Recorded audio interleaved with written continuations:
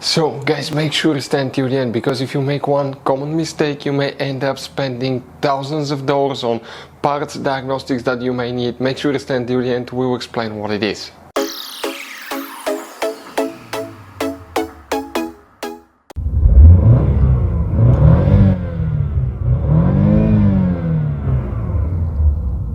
Hey guys, welcome back to Electrical Car Repair Live. Thank you guys for watching and subscribing to the channel.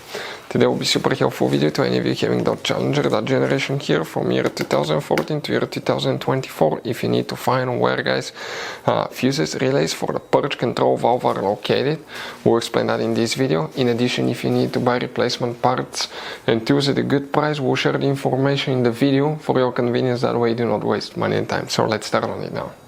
So before we start guys, let us tell you a little bit about us. Every single car we get here at the garage, we try to make at least 200 to 300 free repair videos. We take them completely apart, we show you how to fix transmissions, engines, bodywork, electrical components, fuses, relays. Why we do all that guys? Because our mission in the shop is to save you as much money as we can. All we need in return, please subscribe to the channel, like the video, that way we can keep making these free videos. We have guys more than 15,000 free repair videos on our YouTube channels that can practically guys save you thousands of dollars in future repairs. And if you need to buy parts, tools at a good price, quick shipping, we'll put the links in the description of the video below for your convenience.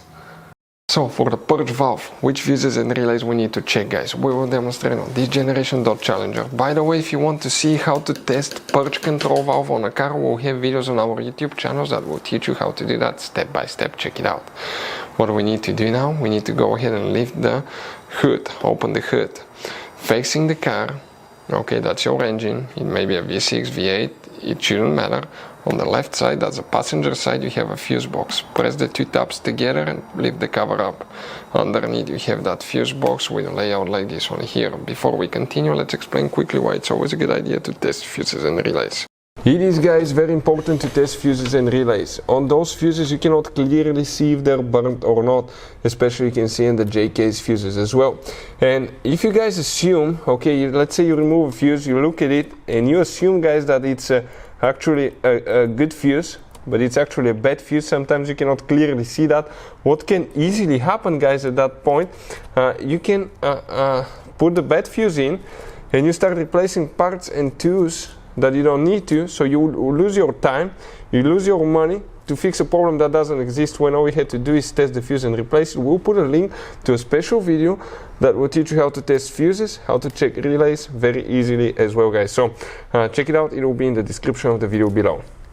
Here guys, what we need to check specifically. Okay, multiple fuses, relays that are actually for engine management. There is very limited information what they're for, but most likely some of the one of the fuse will have the function for the purge control valve. So if you have problems with purge control valve not working, check these fuses. The first one will be in this row, that's fuse 31.